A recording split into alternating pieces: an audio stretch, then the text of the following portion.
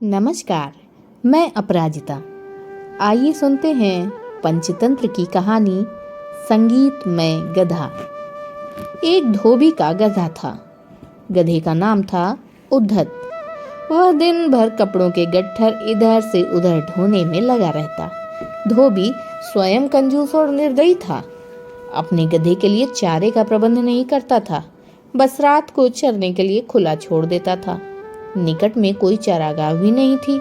शरीर से गधा बहुत दुर्बल हो गया था। एक रात उस गधे की मुलाकात एक गीदड़ से हुई। गीदड़ ने उससे पूछा, कहिए महाशय, आप इतने कमजोर क्यों हैं? गधे ने दुखी स्वर में बताया कि कैसे उसे दिन भर काम करना पड़ता है। खाने को कुछ नहीं दिया जाता। रात को अंधेरे में इधर उधर मुंह मारना पड़ता है। गीदड़ बोला, तो समझो अब आपकी भूखमरी के दिन गए। यहाँ पास में ही एक बड़ा सब्जियों का बाग है। वहाँ तरह तरह की सब्जियाँ उगी हैं। खीरे, ककड़ियाँ, तुरई, गाजर, मूली, शलजम और बैंगनों की बहार है। मैंने बाग तोड़कर एक जगह अंदर घुसने का गुप्त मार्ग बना रखा है। बस वहाँ से हर रात अंदर घुसकर छक कर खाता हूँ और सेहत बना रहा हूँ। तुम भी मेरे साथ आया करो। लात टपकाता गधा गीदड़ के साथ हो गया। बाग में घुसकर गधे ने महीनों के बाद पहली बार भरपेट खाना खाया। दोनों रात भर बाग में ही रहे और पौ फटने से पहले गीदड़ जंगल की ओर चला गया और गधा अपने धोबी के पास आ गया। उसके बाद वे रोज रात को एक जगह मिलते, बाग में घुसते और जी भरकर खाते। धीरे धीरे गधे का शरीर भरने लगा। उसके बालों में चमक आने लगी और चाल में मस्ती आ गई। वह भूखमरी के दिन बिल्कुल भूल गया। एक रात खूब खाने के बाद गधे की तबीयत अच्छी तरह हरी हो गई। वह झूमने लगा और अपना मुंह ऊपर उठाकर कान फड़फड़ाने लगा। गीदड़ ने चिंतित होकर पूछा, मित्र, यह क्या कर रहे हो? तुम्हारी तबीयत तो ठीक है? गधा आंखें बंद करके मस्त स्वर में बोला, मेरा दिल गाने का कर रहा है। अच्छा भोजन करने के बाद गाना चाहिए। सोच रहा हूँ कि ढैंचू राग गाऊं। गीदड़ ने तुरंत चेतावनी दी, ना ना, ऐसा न करना गधे भाई। गाने वाने का चक्कर मत चलाओ।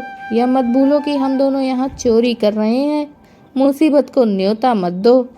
गधे ने टेढ़ी नजर से गीदड़ को देखा और बोला, गीदड़ भाई, तुम जंगली के जंगली ही रहे। संगीत के बारे में तुम क्या जानो? गीदड़ ने हाथ जोड़े, मैं संगीत के बारे में कुछ नहीं जानता, केवल अपनी जान बचाना जानता हूँ। तुम अपना बेसुरा राग अलापने की जिद छोड़ो, उसी में हम दोनों की भलाई है। गधे ने गीदड़ की बात का बुरा मानकर हवा में दुलत्ती चलाई और शिकायत करने लगा, तुमने मेरे राग को बेसुरा कहकर मेरी बेइज्जती की है। हम गधे शुद्ध शास्त्रीय लय में रेखते हैं, वह मूर्खों की समझ में नहीं आ सकता। गीदड़ बोला, गधे भाई, मैं मूर्ख जंगली ही सही, पर एक मित्र के नाते मेरी सलाह मानो। अपना मुंह मत खोलो, बाग के चौकीदार जाग जाएंगे। गधा हंसा, अरे मूर्ख गीदड़, मेरा राग सुनकर बाग के चौकीदार तो क्या, बाग का मालिक भी फूलों का हार लेकर आएगा और मेरे गले में पहनाएगा। गीदड़ ने चतुराई से काम लिया और हाथ जोड़कर बोला, गधे भाई, मुझे अपनी गलती का एहसास हो गया है। तुम महान गायक हो। मैं मूर्ख गीदड़ भी तुम्हारे गले में डालने के लिए फूलों की माला लाना चाहता हूँ। मेरे जाने के 10 मिनट बाद ही तुम गाना शुरू करना, ताकि मैं गायन समाप्त होने तक फूल मालाएं लेकर लौट सकूं। गधे ने गर्व से सहमति में सिर हिलाया। गीदड़ वहां से सीधा जंगल की ओर भाग गया।